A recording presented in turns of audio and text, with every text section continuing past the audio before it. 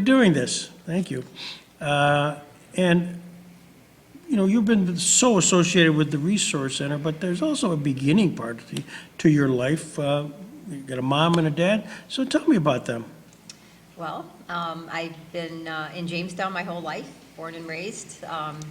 Great big extended Italian family, and lots of family around, and stayed here. Went to college, went to Brockport State, came back, got married, started a family, and started working at the Resource Center. That's it. We're done. We're done. We're done. That's my whole life story. Yeah, it's been said. Well, I bet you. Tell me about your mom and dad. My parents were married young, so I had very young parents, and it was a lot of fun growing up with young parents who were part of the gang, so to speak. And everybody just kind of migrated and loved my parents and hanging out and all the fun activities that we did. Unfortunately, they died very young. My mother was 71, my father was 70, and it's been quite a while now. So what did your dad do for a living?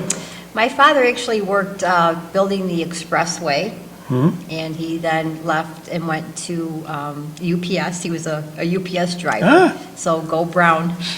Yep. My mother worked as a secretary and a materials purchaser at Dahlstrom's. Okay. Was her final job, and then after she retired, semi-retired, she went to work for Aspire and helped out in their office. So when she was at Dahlstrom, was Quint Anderson the Yes. owner there? And your mom and dad's name for the record is? My father is Anthony Trass, and my mother, they were divorced, and my mother later went on to marry Lucarello, so she was Mary Jane Lucarello. Okay. Siblings? I have two half-brothers who I cherish. Anthony, we call him Nino, and my brother Eric, and they both live in the South. One's in Cincinnati, and one is in Louisville. So you grew up Jamestown all your life, went to school? What school? Went to Jamestown schools. Actually, I started at St. James Catholic School, went there till 6th grade, where I was granted the luxury of going to Lincoln Junior High School. Luckily, my parents said, it's your choice, you can stay or you can, go to a public school, which I did, and thankfully made some lifelong friends there as well. Mm-hmm. And then off to Jamestown High School? Jamestown High School in marching band. I was in Theta Gamma, so if anybody, old-timers know what Theta Gamma and Broad Caddy Clan is, we had a lot of fun, close-knit group. We still are to this day. So that was a great experience growing up in Jamestown. I graduated from Jamestown in '77, so I go way back. All of you can do the math, I won't ask. Yep. And then did you have a sense that college was next? Was that just an ordinary step? Or did you? My mother and father never went to college. Back in the day, if you had a high school diploma, you were in pretty good shape back in the 50s. And my mother demanded that I go to college. So that's what I did. And she demanded that I stay there until I got my master's, which I did not do. But I did go away for 4 years. So loved every minute. This is Brockport? I did go to JCC. Okay. Then I jumped up to Brockport and graduated from there in '81. Why Brockport? I think because I used to visit, my cousins went there. Okay. And I was all set, I wanted to go to Auburn. And it didn't work out for me. So I thought, well, I'll go to Brockport. My cousin Bobby, who was like my brother, and his sister decided, we're going to Brockport. Oh, okay, we're going to Brockport. So that's where we ended up. And so you, after 4 years, graduated from SUNY at Brockport. And did you have a sense where you're going to land next? I really didn't know. I loved the Rochester area. I have family up there, so I spent a great deal of time up there. But I thought, well, I'm going to come back, decide what I want to do. And again, my mother with the, you better get your master's degree and, the pressure there. And I wanted to be an attorney. And she said, you realize you have to go to school for like 50 more years, which was obviously not true. But I'm thinking, I'm not doing any more school. So I ended up not being focused on that track, to study for pre-law. And what inspired you to think about going into law? Was there somebody in your family that was, A lawyer? No, I Any think friends? I think they needed lawyers. Yeah, yeah. But, no, I just kind of the whole, I don't know, just kind of excited, hearing both sides of the story and then kind of deciding, which way to argue and all that good stuff. I don't know, I like a good debate maybe. So, but that was my career first choice, and then an architect was second. But again, I think the going to college for so many more years just was not an option for me. Was there a sense that you were coming back to Jamestown? At that point, probably. Yeah, probably, because I had a big, huge family here, and hadn't been really away from them, other than going to college. Right. So I thought, well, I'm going to go back and see, and I ended up getting a job. I worked off and on at Carnahan's for years, and it was so fun. So I started back there temporarily, and then I got a call. I had interviewed at Bankers Trust. So I got my first big girl job at Bankers Trust Okay. with John Scalise and Hummer and Roger Dickinson. So Well, that's quite a trio. it certainly was probably one of my funnest jobs. Yeah. What did they have you do? I was actually in charge of the vault. The vault, when there was a vault, yeah. I was in charge of the county, all the money in the county for Key Bank. And then we had the big conversion from Bankers Trust to Key Bank, and I was a part of that, and that was exciting and fun. And I think, I learned a lot. Banking was not my background whatsoever. But I was in the management program, and I was there for 5 years almost to the day. Well, you learn people skills there when you're a bank. You can't help but not deal with people. Right, you deal with people, you deal with sometimes very sad situations. In those days, we had food stamps. And I can remember the lines for people coming and getting food stamps, and it was so bizarre to me. And you get to really have a little compassion for the way people have to live. And then you see the flip side where people come in and drop thousands and thousands of dollars every day into their accounts, which, kind of night and day, but it was really fun. So as you got 5 years under your belt as a banker, then what? Well, I had my son. I was married by this time I was married, and I had my son, and I was going to probably stay home, but that didn't really work out. At a year old, I found myself looking for a job. And I just didn't know where to turn. I didn't want to go back to banking necessarily, but I didn't really know what I wanted to do. Well, at that point in time, the Resource Center was really becoming a big employer, okay? And I had a good girlfriend, Mary Jo Benfiglio, who we went to college with, and she's a good friend from St. James School. She said, we're hiring at the Resource Center, maybe you should apply. And I said, well, I'll think about it. Well, I came in and applied, and on the application, I will never forget this, what position are you applying for? Whatever I fit into, is my response.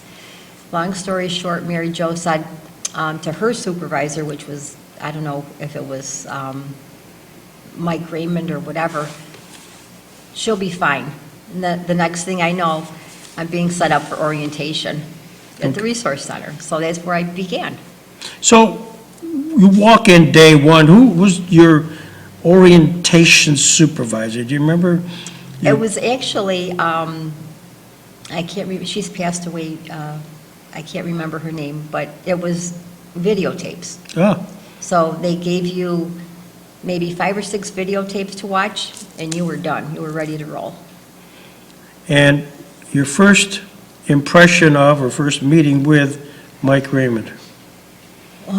Well, I think by the time I got to the Resource Center, Michael was leaving. Okay, But I knew Michael from before. okay. He would, like to go out and socialize, and as did I. And that's where I met him. I was actually working at the Et Cetera, and he would come in and have meet up with his friends there. So that's where I first met Mike Raymond. So the et cetera, again, for those who might not remember, if you're driving down Washington Street, heading towards Fluvanna, you end right there. And there's an empty lot now, but there's a building, right? Yep, go right into the parking lot, which, a lot of people did. And it was a popular place, a lot of fun, and back in the day, you have to remember, it was 18 to be legally into a bar. So it was always packed, and it was always a lot of fun, and you make lifelong friends there as well. And the Et Cetera was owned by Michael, wasn't it? Wasn't he one of the co-owners? Or? After. After? Okay. Yep, after the Et Cetera had changed hands, I think that's when he purchased it and turned it into a very beautiful bar called Bogart's.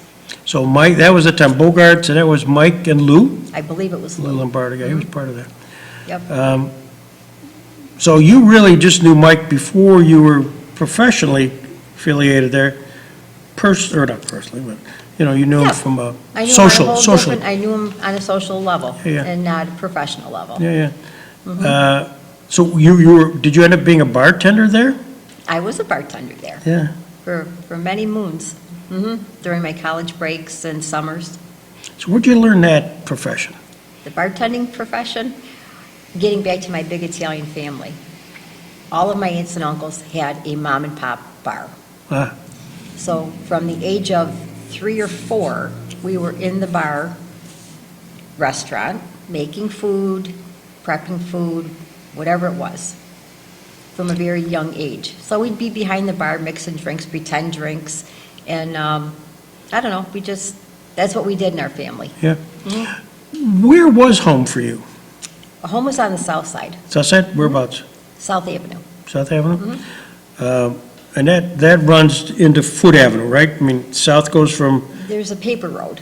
okay, It's, we have, on one end of the road was the Forest Avenue community residence. On the other side, way at the other end, was Foot Avenue ICF. And there's a Okay. paper road that runs between like South Avenue and Foot Avenue. it's not open, it's not Nope. just not open. Nope, it's a walking Yeah, trail. yeah. Yeah. So you become a professional bartender, which is also a great developer of people skills. You could say that. Well, it is. I mean, you got to deal with people. You can't, It's a lot of fun. yeah. It's a lot of fun. And you continue that on, and then you get a job at the Resource Center, and you're now oriented. Take me from there. I was in the behavior department. Okay. As a behavior tech. And I did that, I wrote behavior programs for, maybe a year. And my job evolved into being a case manager. And they decided that the case management position was going to be kind of eliminated and taken over by, they were called QMRPs, who were on the unit with, in the group home. Back then it was a group home, not a group home, it was the ICF. And I told Mark Morton, I said, I need my job, I'm going to chain myself to the desk, you're going to have to find me something else to do. Well, I looked on the job board, and there was a volunteer/respite coordinator. And I thought, well, that sounds interesting. And the supervisor was Patsy Dodge, who I did not know at all. Well, I applied, and I was interviewed, and I didn't hear back, and, it's getting closer and closer to my job being eliminated. I'm like, Mark, you got to do something. So, long story short, I get a call from Patsy Dodge. You've been hired. We'd love you to join us, and your new office will be down at the Kappa building. So I went down there and worked there, doing that job for many moons. Again, for those watching it, the Kappa building was the old Caprino store, right?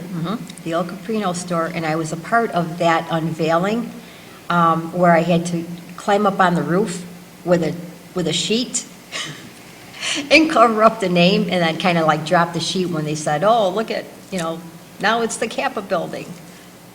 Crazy things you do. Well, we'll get into more of that in a second. So it's a Kappa building, and you're working down there now, which is where the administrative offices were at the time, right? Correct. The Kappa building. And did your job, it morphed into other things as well? Well, then, after that, we did a program, we did, it was called the Senior Partner Program, which was keeping families intact where one or both parents had a developmental disability. We did that probably for 7 years until the grant funding ran out, and that was under the direction of Patsy Dodge. And that, I think, was probably professionally and personally one of the most eye-opening professions or jobs that I ever did. So, for those that might not know, and because she's been gone for a while, tell me about Patsy Dodge. What can I say about Patsy Dodge? I learned the most from her. She was my supervisor for many years. She was from Erie, and probably one of my favorite bosses. And she was just a great mentor and supporter and teacher. She just taught me so much about, how to interact with people and what to do in certain circumstances, because we had a couple of, situations that weren't actually pleasant, and, how to kind of like navigate through that. And I just learned great things from her, and she's a great friend. And then she went to Albany, didn't she? She did. She did. She got a great job, I think, working for the, the ARC. I think NYSARC, yeah. And, yep, she went to NYSARC, and it's doing well. I keep in touch with her on a regular basis. Yeah. Yeah. Again, through Facebook, which is a great tool. So, but you work for Patsy, and so you're there under this program for how many years? I think 7. 7. And then that money ran out, Mm-hmm. which is what is typical in the resource center. You'd have programs, you'd staff it up, and then all of a sudden the funding disappeared. Right, right. We also started the guest respite program, which was, a break for families that needed to, have a break from their child or adult family member who had a disability. And we ran that program, and it's still in existence today, but we started that program, Patsy and I. So and that really that was extraordinary, only because it gave somebody a break. Mm-hmm. And that's, in your business, that's so critical, to have the caregiver have some mental pause. Well, and it could be for a day, it could be for a week, it could be for several hours. It all depended on what the family needed. Right. And we had a lot of fun. We had a lot of fun finding families and having the families buy into the program, trusting us enough where we would find them the perfect respite situation, whether it be, their child or family member going for a long weekend with a family that's going to be just taking them all over the place or staying home. It was just really, really a different and fun program. Then where? Well, let's see, after that, I think, I can't remember, and I know Steve Waterston would remember, but we had, I think, a turnover in staff. And I can't remember exactly how it went, but I ended up working for Gail Donis for a little short while. And I also worked for Joe Raccasano. And Joe Raccasano called Steve and I into his office. And at that time, we had bingo going, we had a couple of other events going, and my job kind of morphed because of this conversation with Joe Raccasano. And he said, we're going to be breaking down a couple of our events. We have bingo and we have the old time fair. Which one do you want to do? Well, Steve stepped up and he goes, I'll take on bingo. And we thought the bingo is going to be like going under the carpet here in a year or two. Continued on for like another 20 years. Yeah. And I did the old time fair and music festival. And I think he liked what I was doing with that event, and my job kind of evolved into doing all the event planning.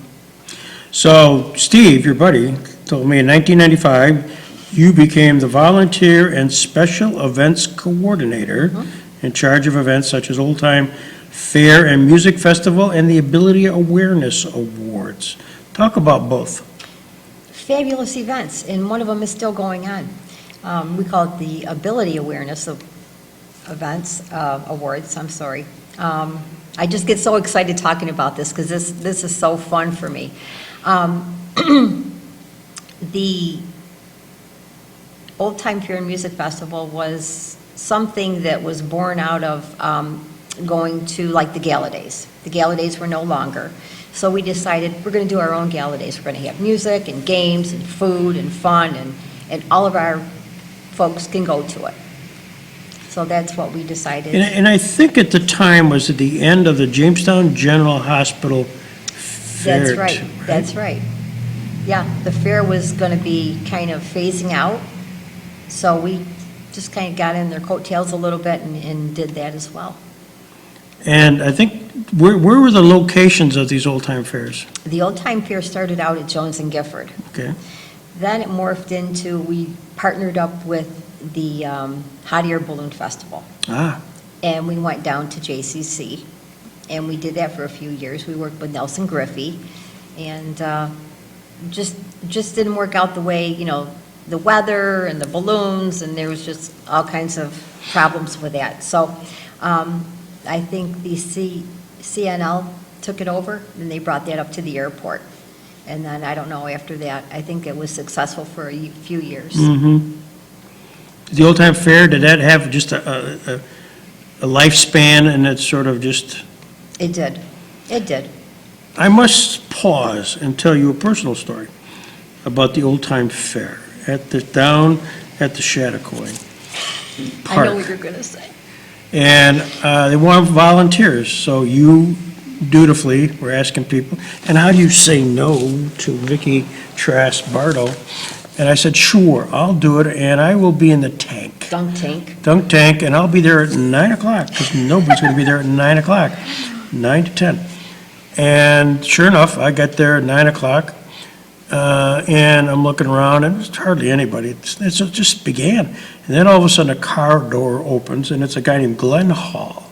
Glenn Hall, who's a client, had gone down and pulled 2 Jamestown Expos pictures Oh, my gosh. and brought them over. This is at 9. And all of a sudden, these 2 guys, and he brought out a lot of money. And he just kept feeding. And so I'd go up there, and of course, these guys didn't miss. You get 3 balls, and boom, down, boom, down. And I'm telling you, at the end of, it killed me. I mean, because the water, you chlorinated the That's right. water. Remember that, Steve? You had the Chattacoy, Yeah. you must have hosed it up in order to make sure nobody died from the bacteria, you chlorinated it. I had so much dunking that I couldn't see. I couldn't see. And there was no cell phones to call my wife to say, come get me, because I'm blind, because your eyes were closed. You had red eyes. So, my I own knew you personal were going to experience, say that. I didn't know how I'd ever fit that story in, but here we are, today's the day. Thank you, Vicky Bardo. You're quite welcome. And then that sort of ended, and then the Ability Awareness Awards, which does continue, and I've been part of those. Right. So talk about that. How did they had to have a brainchild, was it? Well, it started, it's 30, I believe, going on 39 years. Wow. So it's a little bit before me. It was started by Jean Sears and her crew Yeah. and her department. And it just continued on, and again, through different personnel changes, people leaving the agency, I kind of fell into that job. And Paul kind of liked what I did with that, and he said, well, guess what? You're going to be part of that now. So I was. And it continues on today, again, going on, I think, our 39th year. Wow. Yeah, and it's a great event, very heartfelt, it's well-attended, a lot of participation from the community, from families and staff, and that's exactly what we like. And some of the stories that come out are really, really heartfelt, and they're very emotional. Yeah, it's for those watching this that haven't been there, you must. Then according to your buddy Steve, he says 1997 saw the start of the famous Gus Macker basketball tournament. Vicky was the lead organizer of this event, which brought hundreds of teams and thousands of spectators to the community. At some point, did somebody drive in from the Gus Macker National and say, I want to talk to a mover and shaker? Boy, oh boy. If I remember this conversation like it was yesterday. Again, my supervisor at the time was Ray Chapman. We kind of, as he likes to say, he commandeered me from Gail. And he said, Vicky, I think we're going to have a Gus Macker in Jamestown. I go, okay, Gus speaker, okay, sounds good to me. No, you don't understand. It's a basketball tournament on the street. I said, what are you talking about, Ray Chapman? If anybody who knows Ray knows he was really out there.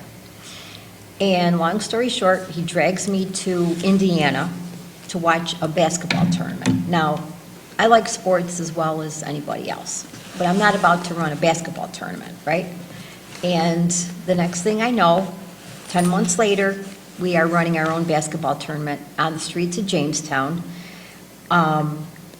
Big learning curve. I think our first year we had 150 some teams, which was Where was it, by the way, the first year? the very first year. It was on 3rd Street. The very first year, and we teamed up with the ice arena, Mm-hmm. and then we decided that we needed more space, and then we moved out to the mall. And Let me that, backtrack a minute. I think I'm getting mixed up. We went to JCC for 2 years, and then we went to the mall. oh, man. That, what I remember is that you had your first, there was a restaurant right on the corner of, I think it was on 2nd Street, too. Did you have courts on 2nd Street? Yes.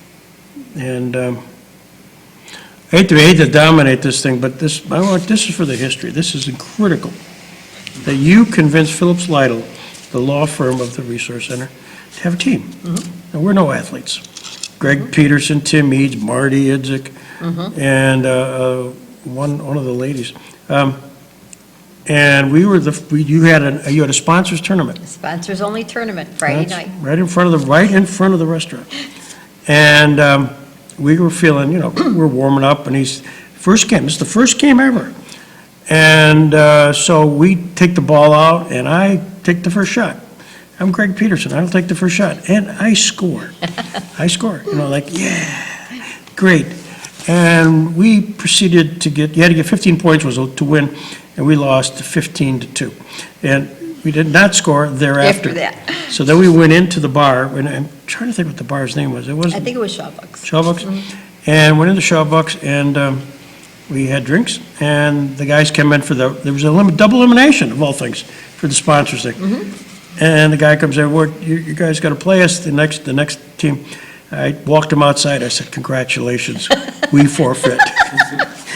That was the end of our career. We scored all the 2 points, but I want the record to know that the first points in any sanctioned game was All right, duly noted. Yeah, it's duly noted, because nobody else will tell that story, except me. That's a great story. Yeah, that's all we scored. I digress, but that went on for some time. Now, obviously, there are stories within those stories. I mean, how did it actually work? Were you a franchisee of the Gus Macker people? We were. And what people don't realize, too, is that when you purchase the tournament, and you're part of a circuit, and it's $15,000 back then to get the ball rolling, so to speak. So you have to go out, you have to fundraise, you have to make sure you have all of your funds to cover the franchise fee, which is, a hefty amount of money. Plus you have to rent the baskets, and you have to make sure that you have all the equipment that goes along with it. You either have to pay for it or get it donated. So it was a year-round job for me. And luckily I had a great committee. Obviously, you're only, as good as the committee. And we had a fantastic committee. Who were some of the people that were on the committee for a period of time? Well, we had Ray Chapman, who had to be there. We had, obviously Steve Watterson, and my partner in crime, Bill Van Dyke. We call him Ball of Fire. He did all the officials. We had, I can't even remember, to be honest. It was so long ago, but just fantastic people.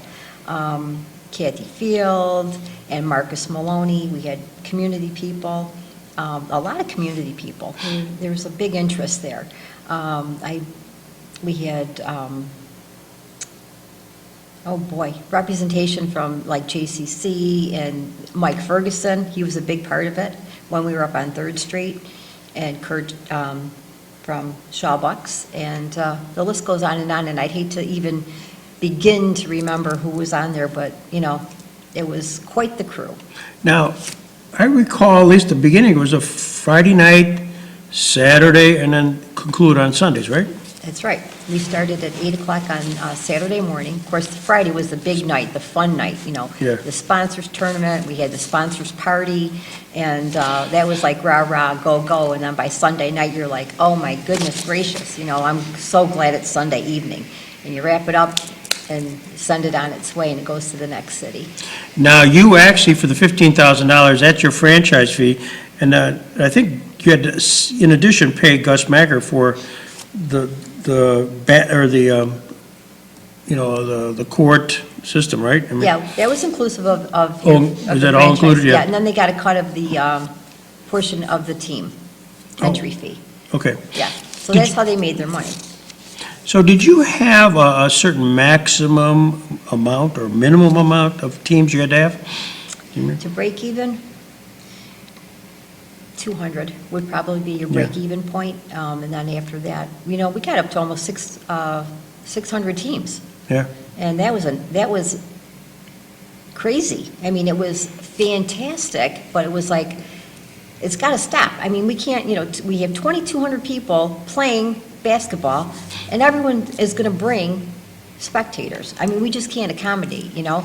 But in fact, Ron Hassan, who was a big player on the committee, you know, and he ran the EMT and the MASH tent. He's like, it's got to stop, you know? We have to, you know, get different permits if we have more than 5,000 people. And I'm like, well, that's what we have, $4,999. We had like 20,000. I mean, of those spectacles, and they were spectacles, when the Gus Macker tournament came to town, you shut down the city. It was a spectacle. Yeah. It was an absolute spectacle. And the big highlight was the slam dunk competition. We'd roll in cars, they'd be jumping over cars and people and tables. It was crazy. People would come back, and you couldn't even get near the center court to watch this thing. And we do have good video of that. Oh, good. And I've watched a couple of, you know, different competitions that we've had, and it was like, wow, that really happened right here in Jamestown. It looked like we were in like a big, huge city. Yeah, yeah. A lot of people came down from, you know, Buffalo, Syracuse. We had folks from Florida, Michigan, I mean, all over the place. It was incredible, incredible times. Well, and you had some serious, sometimes in the upper groups, the main group, some serious players. Oh, yeah, we did. And then it was fun because at that time, we had like Justin Miller, and we had Maceo Wolford, and Dusty Carlson, and, you know, all the big local players that, Yeah. you know, couldn't wait to play. And then later on, we had like Zach Pennebianco and that crew. So, you know, continued, the interest was there, and the kids had a lot of fun. We had adult courts, which was kind of unique to Macker. You know, we had different age groups with older folks, the older men mostly, right? Because we had a top ladies court too. But nicest guys in the world, but you put them inside that duct tape, and all bets are off. Yeah. That was a lot of fun. Was there incident or two? I mean, there's so many people, and it's highly competitive, and people from, I want to say out of town, but not everybody knew everybody, and because of the nature of the way 3-on-3 works, I mean, it's really bumping and grinding. Did you have incidents where you'd say, where's the security? Oh, yeah, sure. I mean, I would hire ample security.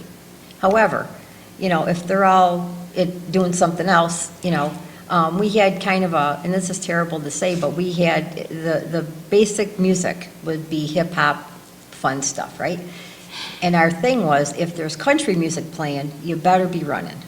you better be looking for security. And luckily, that never happened, because we were always able to kind of take care of it. But there was a couple situations that were unpleasant. Like what? Just give me an instance. Oh, I don't know, just like little, people get in each other's spaces, and I had to step in and, Usually spectators? parents, Yeah. sometimes parents, teams. I'll never forget, I got in the middle of the top men's court, and I'm like, we're not doing this here. Play the game.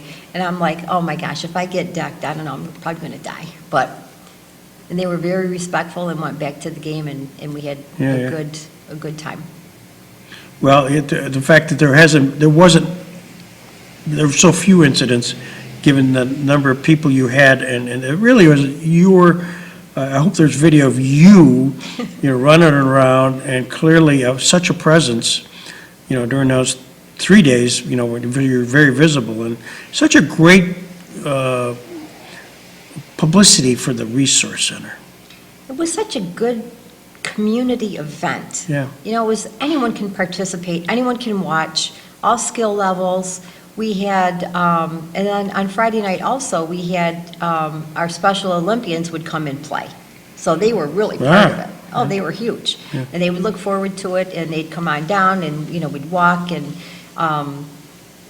I'd be walking the tournament, every minute, back and forth. And with whistles, we'd be handing out whistles to people who were just being silly or making comments. We're like, here you go, come on out and join the ref crew.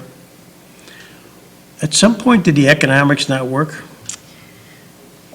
Yes, because Macker, they're very expensive to bring them here. And when you don't get any help from anybody, there's no money, there's no, from anywhere else other than your donors and your sponsors, it was like getting a little more difficult. Our economy was shrinking, the big companies were moving out, and the purse strings were getting a little tighter. SKF and MRC and Tops and those kind of places who would give us $7,500 were like, they weren't around anymore to do that. And then kids, they get older, they find other things to do. The weather wasn't always great. The time of year, there was other things going on. There's sectionals for other sporting events. So our attendance was going down and down.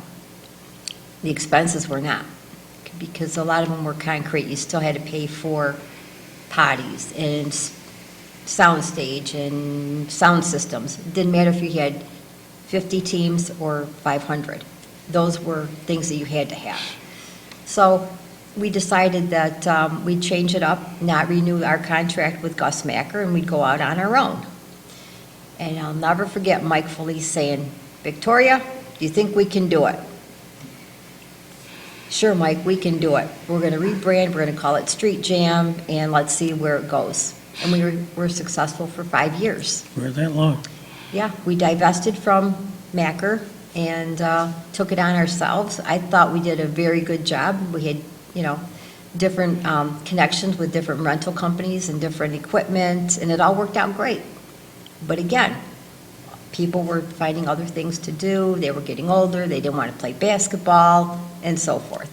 So we decided that we just could no longer, make it worth our effort, make any kind of money. We're not in it to lose money, so we had to kind of cease the tournament. Yeah, because I've been involved with some of that, and the question always was, you weren't necessarily not a huge fundraiser to make, it's not going to make a difference in the budget, but there was awareness. Yep. I mean, community awareness and that conversation about return on your investment, return on your awareness investment, and, Yeah. it was a difficult challenge. And I know at the same time, somebody else had an idea at the Resource Center to do another fundraiser. And I don't know what the impetus was, but certainly the Kappa tournament became a huge success. And can you tell us a little bit about that? Again, that was Patsy Dodge and Carl Kappa. Yeah. I think Carl kind of decided that he would like to do a golf tournament. And I think that I wasn't there at that initial meeting, but I certainly did a lot of the legwork after. Right. What was Patsy's relationship with Carl? Carl was not on the board, but I know through Joe Caprino. Right, that right, contact. Joe Caprino, and they were very best friends. Yeah. Very best friends. And I'm just trying to think how that all turned out, but 97 was the year for that as well. So I know there was kind of that decision to kind of start winding down one, and 'cause knowing that the CAP with Carl had a separate committee, separate group, they met down at what now known as the CAPA building. It was part of those early days. Yeah, and all of our events, our big events, started about the same time, 96, 97, 98, around in there. And, yeah, it's funny because a couple of them are still going strong. The CAPA still is It's a TRC classic. TRC Classic. Well, again, for the camera, at one point, they play it at Moonbrook, and it's usually on a Monday, but I think you raised $100,000, which Yeah. is incredible for a golf It's tournament. incredible. For many years, it was at 100,000 a year. That's amazing. I mean, Very amazing. Carl had a lot of friends that liked to play and spend a lot of money. One quick vignette, being on the committee, I remember we had to report on calls that were being made, and somebody came back and said that, he'll remain nameless, got back and said he's just not going to be able to, pay the amount that's requested, and probably won't golf this year. Carl goes, "What's his phone number?" Went right at the meeting. He got on the phone, called the guy. He goes, "I just got a report that perhaps it may have slipped your mind, but we got this golf tournament, and we were kind of counting on," and I pick a number, $2,500, "and I assume you're in for that." "Okay, great, the check's coming, that's great." And Carl was that vested. It wasn't merely, he lent his name and a lot of arm twisting. Oh, yeah. I firsthand saw that. He made a phone call and he said, "I'm thinking about buying this new vehicle. If you want to play in my golf tournament, I'm going to come down and buy a vehicle." Sure enough, the check came in and here he comes driving up to Moonbrook with that new vehicle. Yeah, I'm not going to say what kind, but that's clout. Yeah, that's power. That's power. Yeah. And so on the early days of the committee, I'm visualizing, was it Restivo? Was Sam part of that? And Yeah. Greg Patsy, Bender? Bender, Patsy? Patsy. Do you run some of the other names pop up? Gee, I think Mike Felice might have been on Mike Felice, yeah. Because at the time, between Mike Felice and Merrill Rosen, they own or managed the radio stations. right. And they had access to every potential vendor there was. And then, at the same time, the Resource Center made a decision to not be shy about asking their own vendors.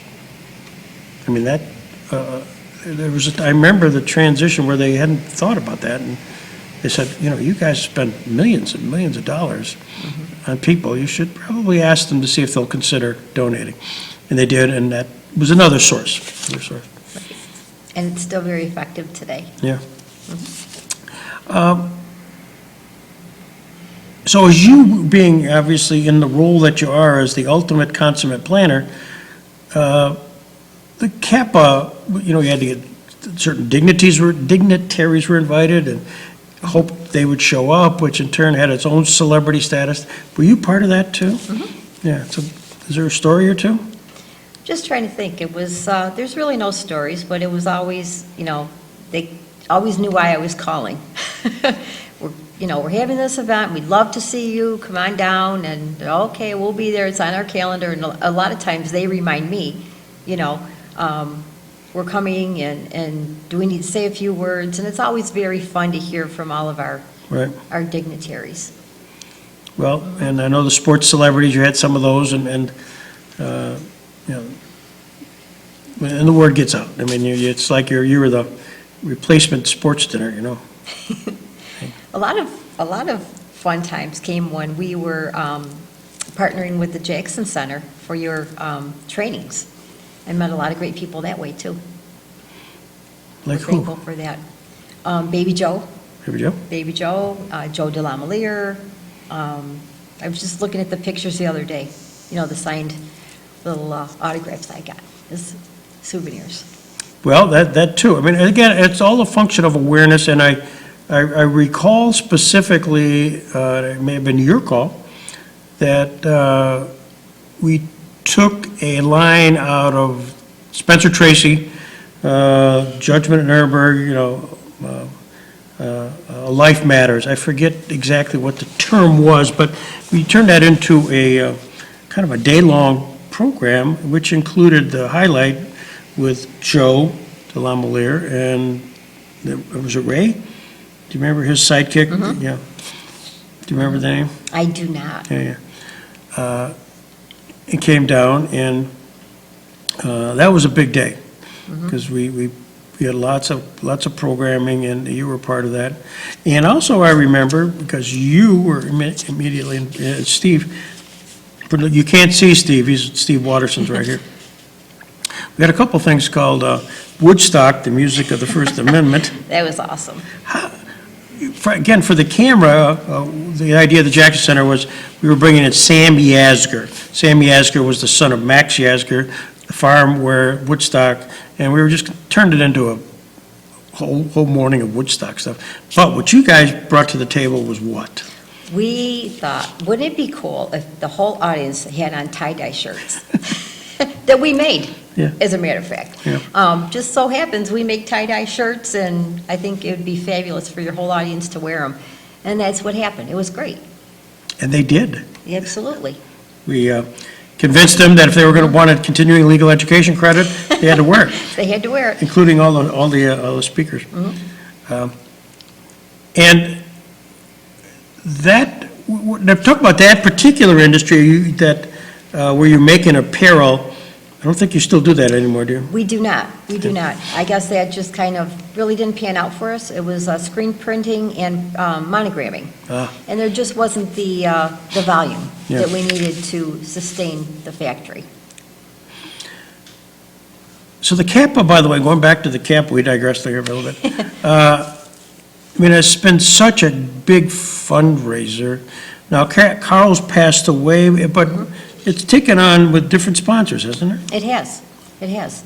And I hate to steal, Chris Anderson, he is the chairperson, and along with Greg Bender. And they've done a fantastic job of going out and getting different sponsors, utilizing some of the TRC vendors and banks.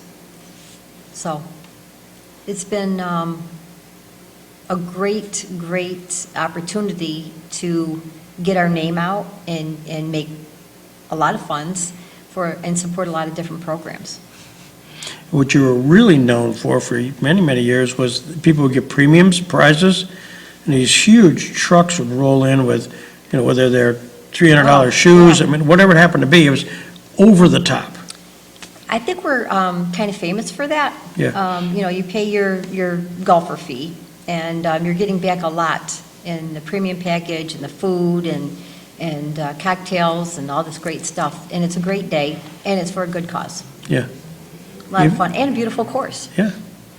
Well, and you're very much a part of that, and so much so that in 2008, you actually received the Community Service Award. Vicky Bardo. So what did they say about you in order that you deserve the 2008 award? Don't be modest. There's no. I don't really know, because that was part of the Chamber of Commerce. That came from the Chamber of Commerce, and my friend at the time and great guy Lee Harkness and that crew decided that, my name was tossed around, and they all voted on it, and they decided, great. At that time, Macker was huge, and we were doing all these great things at the Resource Center in terms of different fundraisers and friend-raisers. And I was involved with a few other different things in the community. I'm on the board at Meals on Wheels, and I was doing chaperoning for Junior Miss, and, so I was kind of out there a little bit. Just as an aside, what do you do to relax? What's your downtime? We just see you as a bundle of energy. I Oh, I do a lot of things. mean, what's your A lot hobby? of things. I cook and shop and family time, and I have 2 grandchildren that I adore, and they keep me busy, and, spending time with family, traveling a little when I can, exercising when I can. Has anybody ever said no to you? Oh, yeah. I mean that seriously. We were talking about that before you came here, and we said, there's nobody who comes in more vivacious as you're looking now, smile, look you in the eyes, but you would ask the question. You would ask, and you're wonderful because not everybody knows how to ask people to do things. You're a professional, and somehow, no matter what you knowing it's coming, you still end up saying yes. I take that as a compliment. We should. You should. I Instead of running the other way, people kind of hear me out, yeah. which is good. Which is a remarkable skill set. Again, Steve was telling me that in 2012, you transitioned to being the development and events manager for Filling the Gap. So draw the distinction between kind of being the volunteer and special events coordinator for the Resource Center and now Filling the Gap. The two sort of separate entities, aren't they? I was an employee of the Resource Center, and then I was no longer an employee of the Resource Center, and I'm an employee of Filling the Gap, which is the corporate side and the supportive role for the Resource Center. And it's been a little bit of a challenge because we are separate, but yet we do a lot together. And it's a little bit of a challenge because I feel like sometimes could be more of a help to the Resource Center, and I'm just going to leave it there. Well, I think to the outside world, even though I have some knowledge of it, there's this, your particular role is a distinction without a difference. I mean, when Vicky Bardo's there, you really are the Resource Center. Well, I hate to be framed like that, but a lot of folks kind of associate me with the Resource Center still, even though I'm Filling the Gap, and they think it's all in one, which is fine with me, because I feel like it is as well. My heart is there. My heart will always be there. And it's just a little bit different. I do development. In my mind, it's developing relationships and connections, that kind of thing. So that's kind of where I am in terms of being the development person for Filling the Gap. So what does that really mean? Are you raising funds for the operations? What's development mean? I'm raising connections. I'm making us look good in the eyes of the community. I am advocating for the Resource Center and Filling the Gap to have a, more defined, I don't know how to frame it, but in terms of like the Chamber of Commerce, how do we get an award from the Chamber of Commerce? We're doing all these great things. Kind of an awareness builder. That's how I look at it. So Dan Briner became an inductee of the Chautauqua Sports Hall of Fame. Dan, Got chills. Me too. And I may get emotional here. But that was just an incredible acknowledgement for all that's happened at the Resource Center, where a special Olympian of his stature would be recognized in, I don't want to say normalized, Sports Hall of Fame. They don't, I know from the inside, they don't give credits for being developmentally disabled.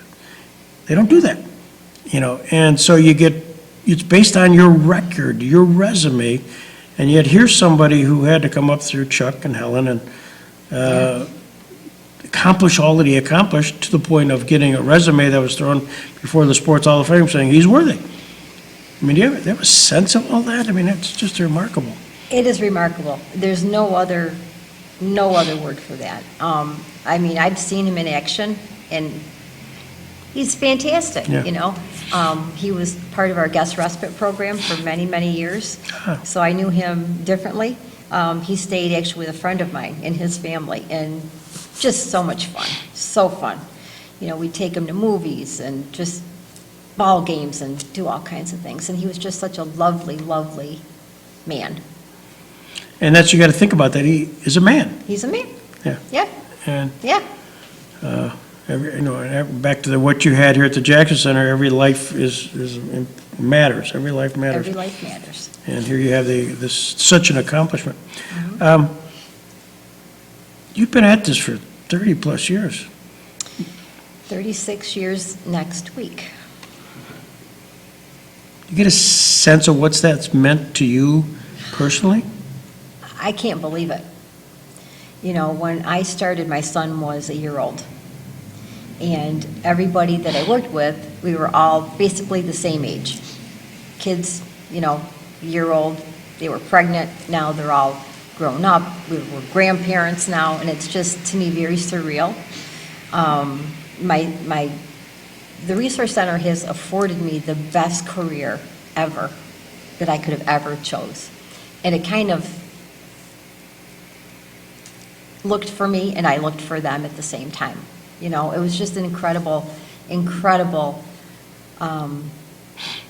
opportunity for me way back when Mary Jo told her boss, she'll be fine. And you were and are fine. The first day on the job, I almost quit. I was, back in those days, we would dress up every day, and I had a brand-new suit on, and I reported to my office. I sat in a chair, and I'm going, "Boy, this doesn't feel right," So I stood up, and somebody had just had an accident in the chair, and I sat in it, and I didn't know. I went home, I got sick, and I came back with jeans on. Later that afternoon, I went on one of the units, and one of the gals was sick and had projectile vomiting, and I'm like, I can't, there's no way. I almost literally didn't come back day 2, but I did, and here we are, 36 years later, next week. Wow. Well, we're glad you did. And so one of those days that we've already talked a little bit about, I found this picture, and it's of one of our moments here. And Joe. And do you remember that connection with Joe? I mean, how that all happened? Did that come through Paul or something else? I mean, Joe DeLamalure is who she's looking at, and he was a Hall of Famer with the Buffalo Bills. But you're in the middle of all that. Oh, yeah. Yeah. And I'll never forget when Joe DeLamalure was giving his presentation, and he would say, not everybody was a professional football player. We were plumbers, we were teachers, we'd work during the week, we'd go practice at night, we'd practice on the weekends, we'd go to the rock pile and all this great stuff. And I think the whole conversation was, just the enormous contracts and everything that the NFL was offering, all these football players. And Joe's connection to coming down here, he didn't come down by himself to be a celebrity. He came because of, was his name Ray? I think his name was Ray. Yeah. And it was like a childhood friend, Right. I believe. And as I recall the story, you can watch it on YouTube, Joe was in a celebrity 5K. It was at a high school trek, and they're just running around. And Ray, hopefully that's the correct name, was developmentally disabled and was just sort of plodding, real slow. And Joe, wearing an Outfitters jersey, stopped and ran with him. And that's the story that was caught by TV, is the Hall of Famer running with Ray. And then they became friends. And ultimately, their stories is what you brought here. And I'll never forget that. It was just really a meaningful day. So much so, we have a presentation.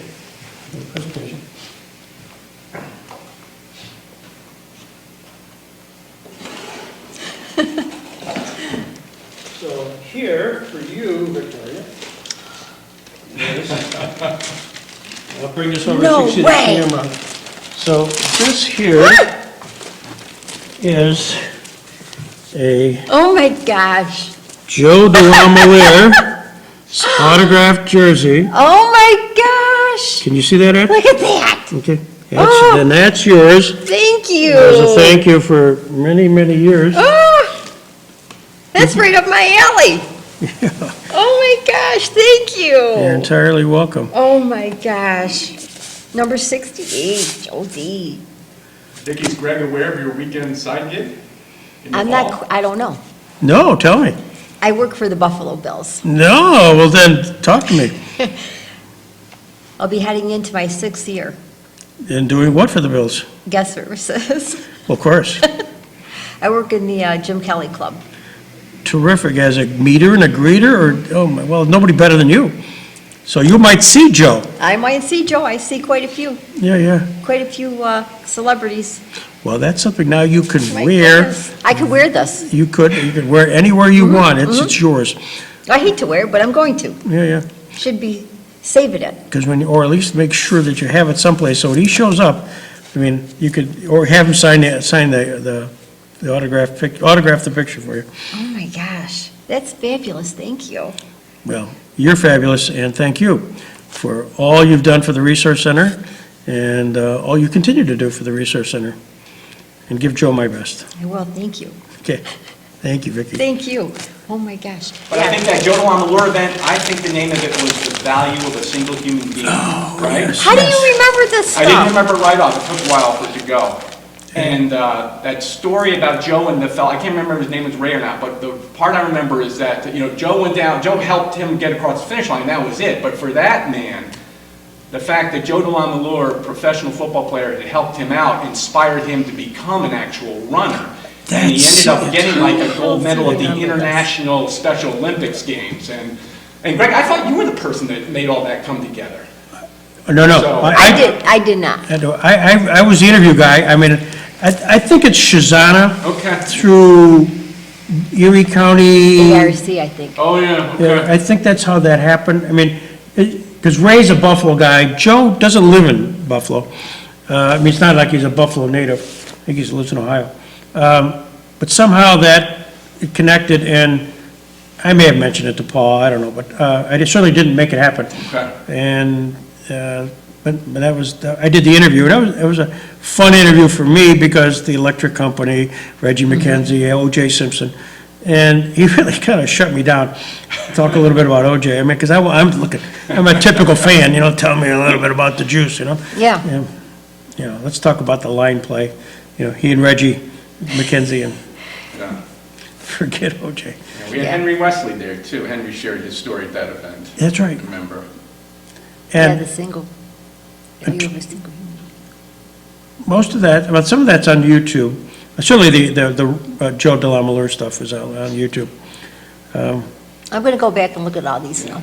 And part of that, in fact, Ed, way back when, we're going through all of his archives, and we may have some of that, because we showed the Judgment at Nuremberg, certainly the 10-minute piece, where he talks about, the value of a human life, That and was sad. Spencer Tracy, and that was sort of the launch. I think that was probably at the beginning, and it tied Jackson. It tied Nuremberg, Jackson, Holocaust, value of a human life, and And then the Resource Center. This is what we do now. That was the continuum. Yeah, we tried to do. With the Kappa Classic, my recollection is that the TRC Foundation got rolling in 1995, and Carl was the chair of the board, and decided they needed to do an event to seed some money into that. And I want to say it was Sam Restivo who kind of had suggested to Carl that they do a golf tournament, but I could be wrong on that detail. could be. Yeah, I think Greg Bender may have talked about, I got Carl Kappa on film, obviously, 2000, to talk about the Resource Center. There's a short clip of why he got involved. He's Joe's Caprino's half-brother. Yeah, and that's sort of the connection. He grew up with Joe in the household, and it's, Well, yeah, Joe, yeah. Pete, Joe, yeah. so, I mean, that, and of course, and then with Anthony, And Tony. and that was sort of the heart tug. And Carl being Carl. Carl he was our neighbor. Missouri. Of course, south, it's absolutely South Avenue. Our backyards were Yeah. kitty corner. But to Vicky's point, yeah, I mean, the three big ones, the Gus Macker basketball tournament, Carl Kappa Golf Classic, and Laurel Run all started in '97, which is hard to think about now that it's Yeah. almost 30 years later and two of them are still going, so. Going good, yep.